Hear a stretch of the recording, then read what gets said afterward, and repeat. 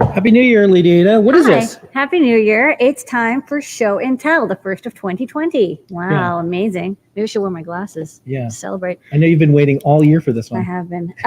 So we have an exciting show. We're going to have all these people from around the world come by and show us what project they're working on. Some people from the Adafruit community, some people from beyond. It's going to be here for about 20, 25 minutes. That's right. And we're going to move on to Ask Engineer, which is next. Let's start with... Who came in here? Let's start with Scott. Scott.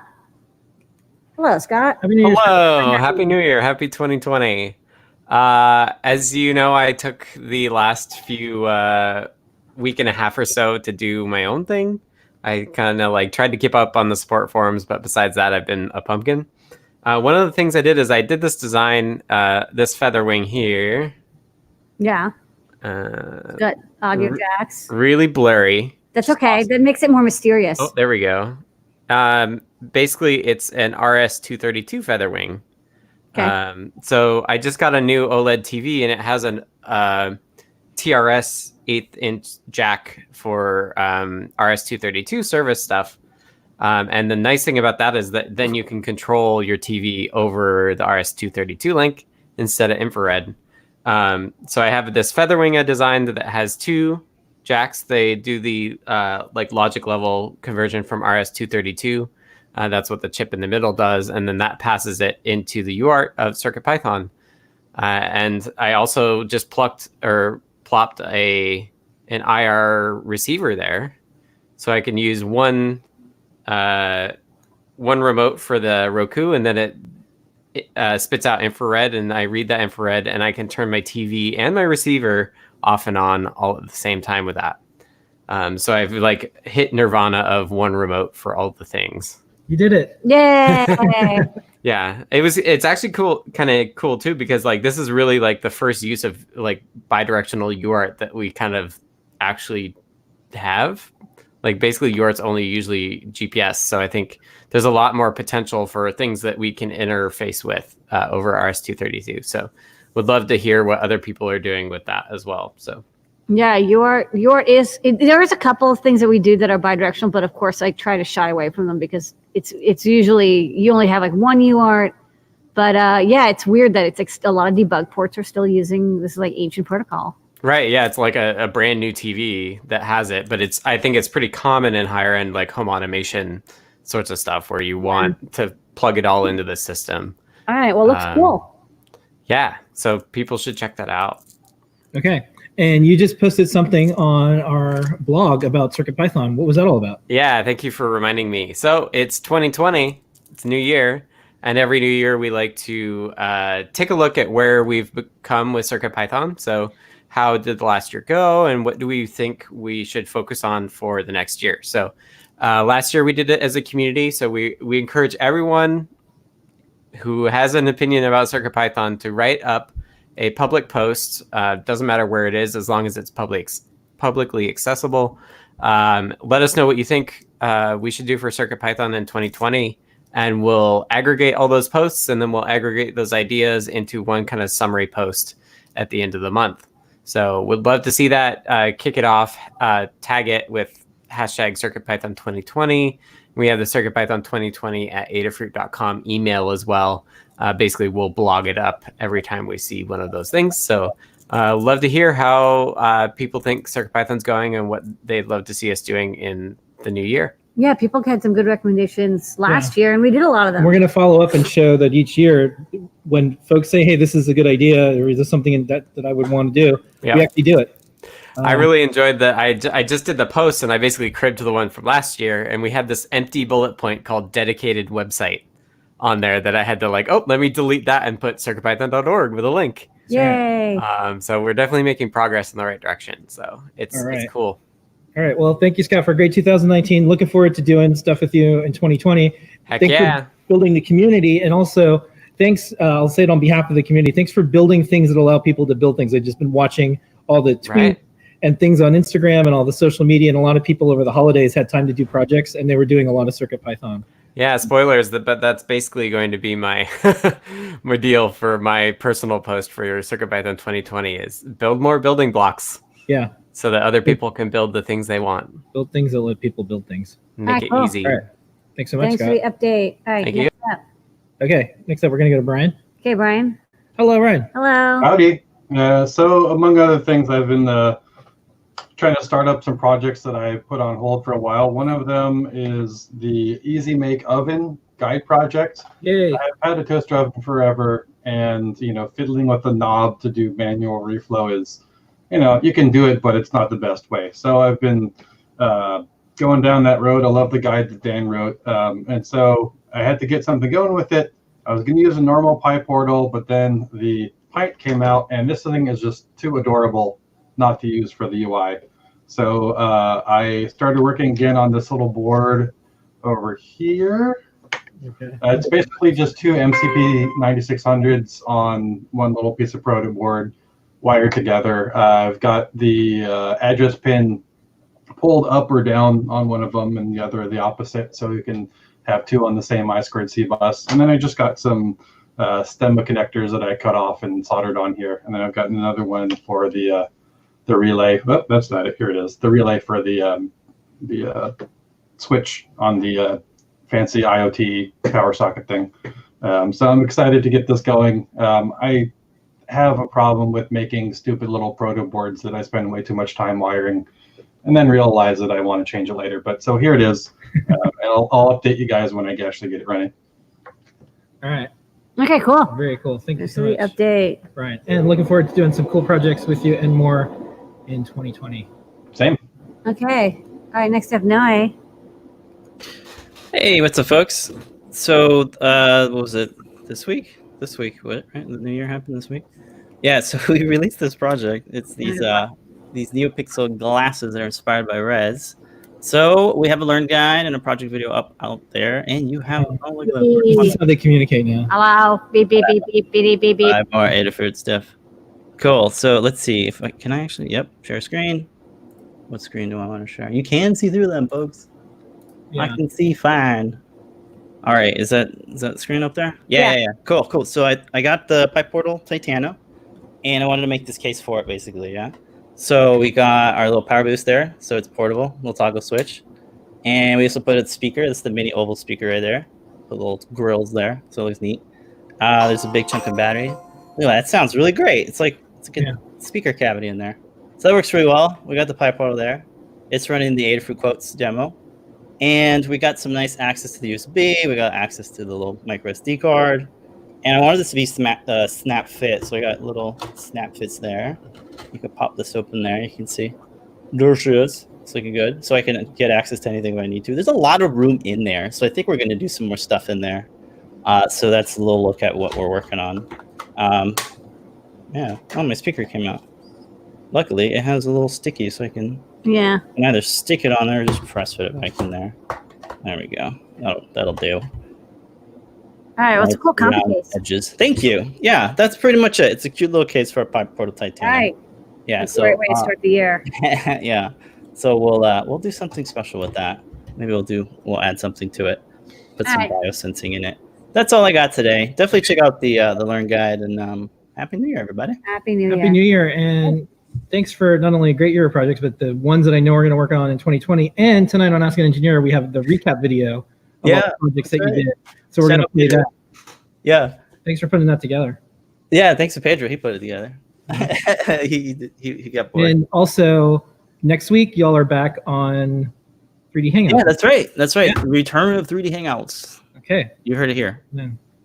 I can't see the button. There it is. See, I can see. Yeah. All right. Bye. Bye. All right. Next up. Okay, Colin. Hey, Colin. Hello, Colin. Happy New Year. Hello. What are you up to? Happy 2020. I am chilling in my kitchen, a different place for once, to show you what I did for New Year's. I had a couple people coming over, and I decided at the last minute I need something to liven things up, and I wanted to have a ball drop, which, as you know, is a very big New Year's tradition, and watching it on TV always seems kind of lame to me. Anyway, I didn't quite have enough time to implement the Ruiz Brothers' awesome New Year's ball drop project, so I made a very simple approximation myself, which I'll show you now as I climb to the ceiling. And can I flip cameras? Yes, in StreamYard. Thank you much. So that's my living room, and I just rigged up a Circuit Playground Bluefruit with a LiPo and a micro servo underneath, and then linked up this just tangled ball of recklessly tangled ball of Christmas lights. That looks very reckless. Oh, it is. It is. I normally just Crazy. hang that on my wall as a sort of haphazard decoration. And then, if I turn off this light, so you get the effect. At midnight, I just linked up to Bluefruit LA Connect, and the ball dropped. Yes, and that was all there was to it. Little added light effects there at the end. Yeah, and I had it all covered up with white gaffer's tape, so nobody really thought there was anything going on up there. When they first came in, and we're all surprised when at midnight I pushed the button and it dropped. Got a lot of good reviews from that. So I like how I like how the only barrier now is if you have an idea to do it, because that seemed like really impressed. Pretty easy project to put together, which used to be very hard. I was like, I'm not gonna have enough time. It was one of those things that late at night, like, don't do this. Come on, don't get into a whole project. And like I told you, like within an hour, boom, I had it all together. I just took some building blocks from other projects and learned it, and that was it. Circuit Playground Bluefruit and Circuit Python. So again, like Scott said, all those building blocks. Rapid prototyping. Mm-hmm. And big more appreciation. All right. Well, thank you so much, Colin. I look forward to more fun projects from you in 2020. Thank you. Thanks, Colin. Bye-bye. All right, next up, Drew and Helen. Hey, Drew and Helen. Hello. Happy New Year. Happy New Year. Happy New Year. Happy New Year. What you got going on? What? Okay. So we just got back from the Chaos Communication Congress and celebrating New Year here in Berlin. So one of the things we were hacking on there was getting Linux to run on FPGA. So this is the Hackaday Super Conference badge here. And on the back here, we have a cartridge which has extra memory on it. It's got 32 megabytes of SD RAM. So this gives us enough memory so that we can plug in the cartridge and boot Linux on it. And then here's a close-up of what it looks like. It's got this little connector here, and then got a flash chip there, which loads the bitstream onto it, and then a SD RAM chip there. And Helen has a few things to show as well. Yeah, so while we were at Congress, we hung out a lot with Arturo from Sweden. And he's got these cute Circuit Python boards called Serpente. And he gave me one with castellated edges. And castellated edges are really nice. I don't know if you can see that very well. They're real good for sewing onto because they've got that little hook that you can hook onto. So there's some pixels and a Serpente. Having a go with that. And I also I brought this on before. This is a kind of a prototype for a larger musical instrument that I'm making. This is a capacitive touch tentacle. It was only ever meant as a prototype, but people really loved cuddling it at SuperCon. So I have now made it purr when you stroke it. So that was a fun hack. People seem to enjoy. Very cool. All right, so you've made it back from the conference? Yeah. We were at Seabase for New Year's, actually. Okay, you look so cozy and cuddly. Thanks for all of the tweets and more. I was able to keep up with a lot of the cool projects. A lot of Circuit Python, a lot of Python on hardware this year at 36C3, which yes, definitely. One of the things that was really cool there, we saw met Greg Davil, and he has done a little feather-sized board called the Orange Crab, which has an ECP5 FPGA. Right. This is one of the FPGAs that has a free software toolchain for it. And during Congress, he actually got Linux running on it. So he posted a picture on Twitter of it running on there. So this basically allows you to have a soft RISC-V core on an FPGA on an open source hardware board in the feather form factor. So this is great. And the open tool chain seemed to be happening now. Well, I'll get rid of that there. When it's in another dimension. All right. Well, looking forward to all the things that y'all are doing in 2020. And thanks for coming on the show and sharing all the stuff that you did in 2019. Yeah. Fun to keep up Happy New with Year. Happy New Year. your world travels and more. So thank you. Okay, next up we're going to go to Eduardo, and then BCG, and then Eduardo, and then the other person left, I think. Okay. Okay, Eduardo. Hello. Eduardo. Hi, Happy New Year from the American Red Cross. I've got my hat on because I missed last week, and it's still 8 maids of milking, It's so fine. I'm That's going to wear fine. it through. Remember this? Yeah. Okay, I'm going to show it to you now. Okay. Ooh, compact. Oh, wow. Isn't that nice? That's nice. Yeah. Hi. I can Battery see the blood. powered. You're full everywhere. of blood. Here's the funny part. There's my first attempt at a homemade feather wing. Oh, cool. Yeah, but I did get it to work. It looks like Yeah. a goblin, but better than that, I got a package from Adafruit in the mail, late Christmas present. So the Stemma solution is on its way. Okay, try it out. Yeah, it should Yeah. just be plug and play, real easy, and then you just have to mount on the back. You can do like a sticker or something, or foam tape. And I'm going to share a little quick time, Okay. if you please. Yeah. Yeah, this is my demo. Oh, wow. That's really good. A little famous guest came by, and I figured, oh, well, I'll just do a little video of him there. So he's a warm character, and I'm pleased to have a new robot friend. Yeah. See, it doesn't all have to be Terminators. This is, we can make robot friends, not robot enemies. All right. Well, Happy New Year. All right, it's adorable. Happy New Year. Thank you, Eduardo. What a great demo. Thank Okay. you. All right. Next up, we're going to go to BCG, and then we're going to go to Dana. BCG, what you got going on? Happy New Year, guys. Happy New Year. So I've been doing more work with TinyGo, and I wanted to get it working on PyPortal, and so it's mostly working now. I ported your Arduino driver to Go, and so that's what's running the display. And then I added a driver for the temperature sensor.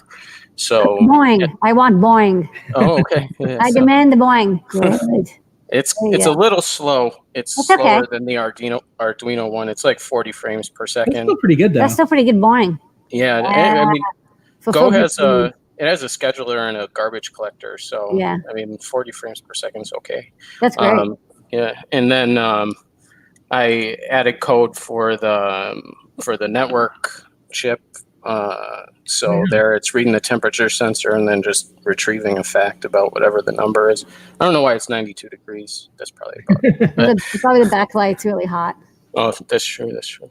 Yeah, and there's the obligatory dancing lovely. gopher. Okay, Yeah. cool. All right. So, yep. And That's great quality, great speed.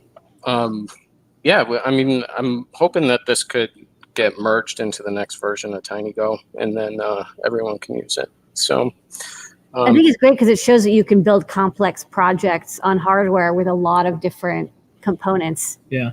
You know, Yep. it's like that's what's nice about people who port TinyGo and MicroLisp to these platforms. It's like you can really quickly test. Okay, because it's like it's sometimes easy to get networking working or graphics working, but sometimes it's like, oh, doing graphics and network working at the same Yeah. time that's when things go south. So the fact that you got both working is really Touch great. screen, display, network. well, that's what I like about this board too, is because like I don't have to worry about putting all these pieces together. Yeah, It's it just like, shows up and you're like, and you know it works. You have demo code. You know, you can test it against Arduino or Python. But that looks great. This is really impressive. The TinyGo examples with Circuit Playground were fun to see, but also seeing it on a touch screen with network access, good work. yeah, thank you. I have a project in mind for this one, so that's why I wanted to get it working. So. Well, it looks great. Fonts look good too. Email support at Adafruit. We'll send you a sticker, and then when you're ready to share wherever you're going to publish that project at, just email PT at Adafruit, and I'll get a blog post up. So Right on. we'll help get the word out. All right, thank you, BCG. All right. Happy New Year. Happy New Year. All right, Denon. Happy New Year. How you doing?